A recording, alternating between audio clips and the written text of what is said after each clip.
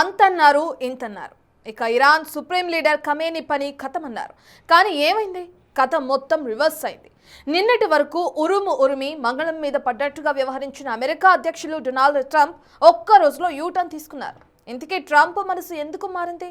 Khamenei పని ఖతం చేస్తానన్న పెద్ద మనిషి ఇప్పుడు థ్యాంక్స్ ఎందుకు చెప్పారు?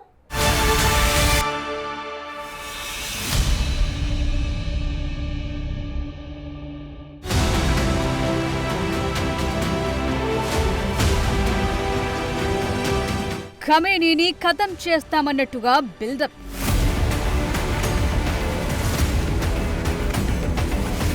వెనజుయేలా సీన్ రిపీట్ కాబోతోందనేలా స్టేట్మెంట్స్.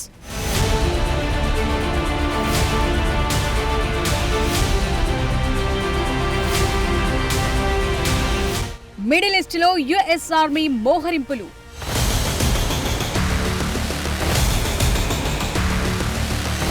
ఆందోళనకారులను అంతం చేస్తే ఊరుకోమంటూ వార్నింగ్.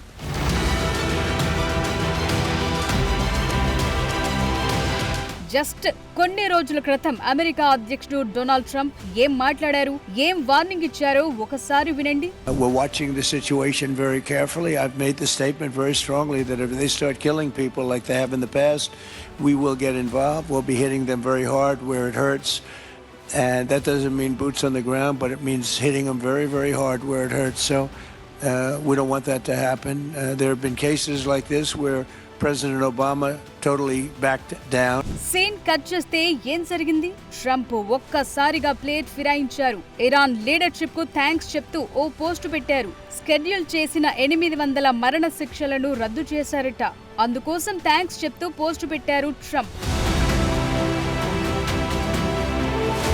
ట్రంప్ ఇలా రియాక్ట్ అవ్వటం బహుశా ఎవరు ఊహించి ఉండరు. ఎందుకంటే Iran supreme leader Ayatollah Ali ఖమేనీకి వ్యతిరేకంగా జరిగిన ఆందోళనలకు ఫుల్ సపోర్ట్ ఇచ్చారు ట్రంప్. ఇరాన్తో వ్యాపారాలు చేసే వారిపై 25% టారిఫ్లు విధిస్తామని వార్నింగ్ ఇచ్చారు. అవసరమైతే వారికి మద్దతుగా ఇరాన్ పై దాడులు చేస్తామని ప్రకటించారు. దీనికి తగ్గట్టుగానే మిడిల్ ఈస్టులో మోహరింపులను కూడా పెంచింది అమెరికా. అంతేకాదు సౌత్ చైనా సీలో ఎయిర్ క్రాఫ్ట్ క్యారియర్ ను కూడా యుఎస్ సెంట్రల్ కమాండ్ పరిధిలోకి రావాలని ఆదేశాలు జారీ చేసింది. ఓవరాల్ గా చూస్తే ఇరాన్ పై దాడికి అన్నింటినీ సిద్ధం చేసింది. కానీ తీరా ఏమైందో తెలియదు. కానీ ఒక్క రోజులోనే కథ మొత్తం మారిపోయింది. అమెరికా దాడులకు సిద్ధమవటానికి ముందు ఇంటర్నేషనల్ మీడియాలు అనేక కథనాలొచ్చాయి. మొదటి రోజు 100 మంది చనిపోయారు, రెండో రోజు 2000 మంది మరణించారు. అలా మొత్తం 13,000 మందిని ఇరాన్ బలగాలు వీధుల్లో కాల్పులు జరిపి చంపాయనే ప్రచారం జోరుగా సాగింది. దీంతో ప్రపంచ వ్యాప్తంగా ఇరాన్ పై తీవ్ర వ్యతిరేకత పెరిగింది. కానీ ఇదంతా ఒక్కసారిగా సైలెంట్ అయిపోయింది. అయితే ట్రంప్ మారటానికి మాత్రం అనేక కారణాలు కనిపిస్తున్నాయి. ఇరాన్ అనేది మరో వెనజుయేలా కాదని ట్రంప్ కు అర్థం కావటానికి కాస్త టైం పట్టిందని తెలుస్తోంది. దీనికి తోడు అరబ్ దేశాలన్నీ కూడా ఇరాన్ పై దాడి విషయంలో ఆచితూచి అడుగులు వేయాలని సూచించినట్టు తెలుస్తోంది. అంతేకాదు మరికొన్ని కారణాలు కూడా ఉన్నాయి.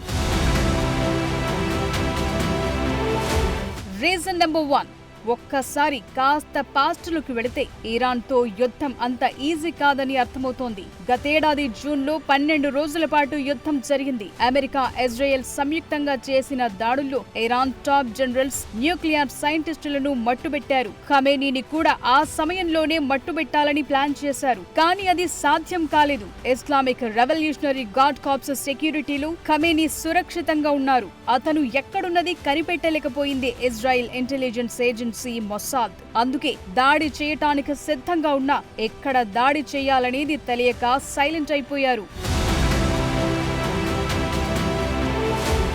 రీజన్ నెంబర్ 2, మిడిల్ ఈస్టులో మళ్లీ అలజడికి అరబ్ దేశాలు సుముఖంగా లేకపోవటం. మిడిల్ ఈస్టులో అమెరికాకు అనేక ఎయిర్, నేవీ బేస్లున్నాయి. 40,000 మంది సైనికులు కూడా ఉన్నారు. కానీ ఇరాన్ పై దాడికి సౌదీ అరేబియా నో చెప్పినట్టు తెలుస్తోంది. ఖతార్, ఒమన్ కూడా అమెరికాకు ఇదే విషయాన్ని చెప్పినట్టు తెలుస్తోంది. ఒకవేళ దాడులంటూ జరిగితే ఇరాన్ మొదట టార్గెట్ చేసుకునేది అమెరికన్ బేస్లను.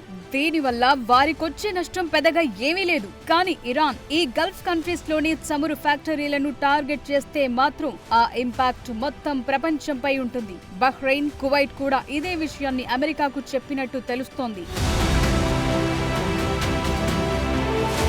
నిజంగానే అమెరికా దాడి చేసి ఖమేనీని ఖతం చేశాయని అనుకుందాం. నెక్స్ట్ ఇరాన్ ను పాలించేది ఎవరు? ఇది అతి పెద్ద అసలైన క్వశ్చన్. ప్రస్తుతం క్రౌన్ ప్రిన్స్ రెజా పెహల్వీ అధికార పీఠం కోసం తహతహలాడుతున్నాడు. కానీ అతనికి మద్దతు తెలిపేవారు చాలా తక్కువ మంది. ఇలాంటి సమయంలో అధికార బదిలీ జరిగితే ఇరాన్ కూడా మరో ఇరాక్, సిరియా, ఆఫ్ఘనిస్తాన్ లాగా మారుతుంది. ఈ 3 దేశాల్లో గతంలో చిచ్చు పెట్టింది అమెరికానే అని ఆరోపణలున్నాయి.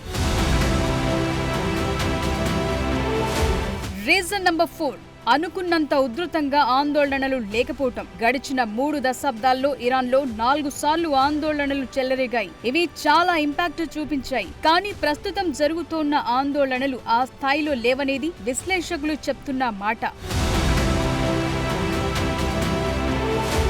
రీజన్ నెంబర్ 5, చమురు.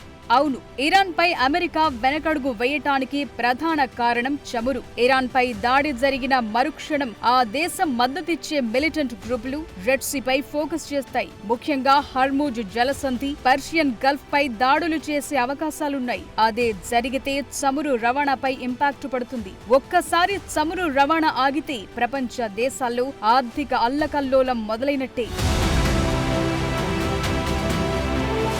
అంతేకాదు, ఇరాన్ వద్ద short and medium range ballistic missiles, naval mines, fast attack boats, submarines, anti ship missiles ఇవన్నీ కూడా అమెరికా దాని మిత్ర దేశాలకు టెన్షన్ పెంచేవే.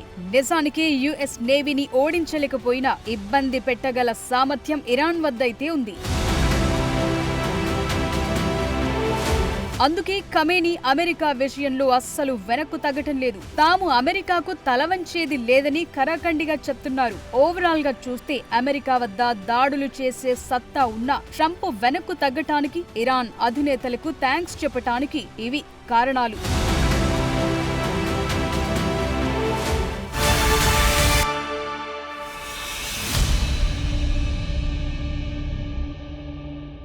ఇరాన్లో ఒక్కసారిగా అలజడి తగ్గింది. నిరసనకారులతో అట్టుడికిన వీధులన్నీ ఒక్కసారిగా సైలెంట్ అయిపోయాయి.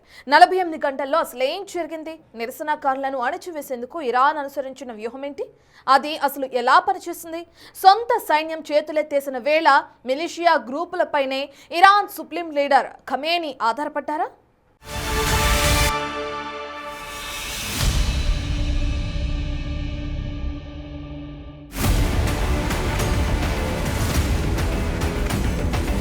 కొన్ని రోజులు వెనక్కు వెళితే ఇరాన్లో ఆందోళనలు పీక్స్ లో ఉండేవి. వీధులన్నీ ఆ దేశ సుప్రీం లీడర్ అయతుల్లా అలీ ఖమేనీకి వ్యతిరేక నినాదాలతో హోరెత్తేవి. ఎక్కడ చూసినా ఆందోళనలు, గద్దె దిగిపోవాలనే డిమాండ్లు వినిపించేవి. కానీ ఇప్పుడు సీన్ మారింది. ఇరాన్ వీధులన్నీ సైలెంట్ అయిపోయాయి. దీనికి కారణాలేంటా అని తవ్వితే కొన్ని సంచలన విషయాలు బయటకొచ్చాయి. నిరసనలను ఉక్కుపాదంతో అణిచివేసేందుకు మిలిషియా గ్రూపుల సహకారం తీసుకున్నారనే సంచలన విషయాలు బయటకొచ్చాయి. ఇరాన్ ఆందోళనల్లో 2000 మందికి పైగా మృతి చెందారని లెక్కలు చెప్తున్నాయి.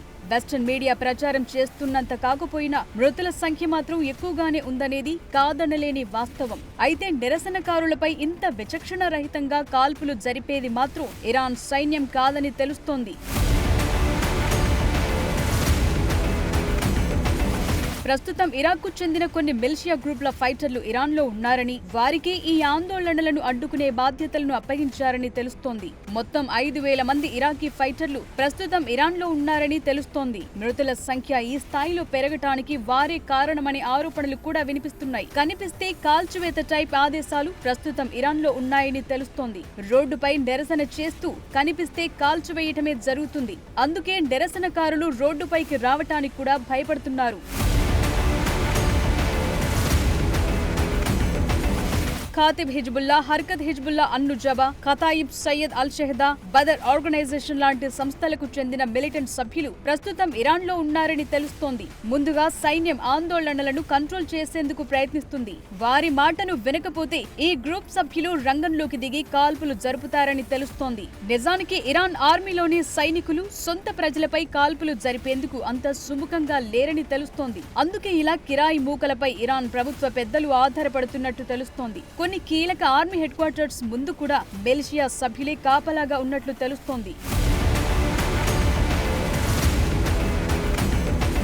మరోవైపు ఆందోళనలు ఆగిపోవడంతో విదేశాల్లో ఉన్న Iran crown prince Reza Pahlavi వెంటనే స్పందించారు. వెంటనే ఆందోళనకారులు వీధుల్లోకొచ్చి నిరసనలు తెలపాలని కోరారు. ప్రభుత్వానికి వ్యతిరేకంగా గొంతెత్తాలని, మీ ధైర్యాన్ని ప్రపంచం మొత్తం చూసిందని, మనకు మద్దతు పెరిగిందంటూ పోస్టులు పెడుతున్నారు. అయితే ఆయన తీరుపై భిన్నాభిప్రాయాలు వ్యక్తమవుతున్నాయి. కానీ ఇరాన్లో పరిస్థితులు భిన్నంగా ఉన్నాయి. అడుగు బయట పెడితే ప్రాణాలు పోయే పరిస్థితులున్నాయి. కానీ పహ్లవి మాత్రం ఇరాన్ సైన్యం కూడా తమకు మద్దతు పలుకుతుందని, ఇప్పుడు ప్రపంచ దేశాలు తమకు మద్దతివ్వాలని ఆయన కోరుతున్నారు.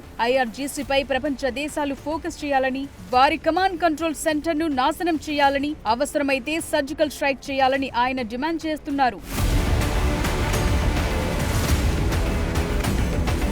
నిజానికి ఖమేనీని అంతం చేస్తే ఆ పదవిలోకొచ్చే వ్యక్తుల్లో మొదటి ప్లేస్ లో ఉన్నారు పహ్లవి. అతనికి అమెరికా మద్దతు కూడా ఉన్నట్టు తెలుస్తోంది. అయితే ఇరాన్ లో మాత్రం ఆయనకు మద్దతిచ్చే వారి సంఖ్య ఎక్కువగా లేదు. ఒకవేళ అతనికి అధికార పీఠం దక్కితే అమెరికా చెప్పినట్టు ఆడుతారనే భయం వారిలో ఉంది. అందుకే ఖమేనీపై ఎంత వ్యతిరేకత ఉన్నా కూడా అమెరికా ఆడే డేంజర్ గేమ్స్ కు భయపడుతున్నారు. మరి ముందు ముందు ఇరాన్ పరిస్థితి ఎలా ఉంటుందో చూడాలి.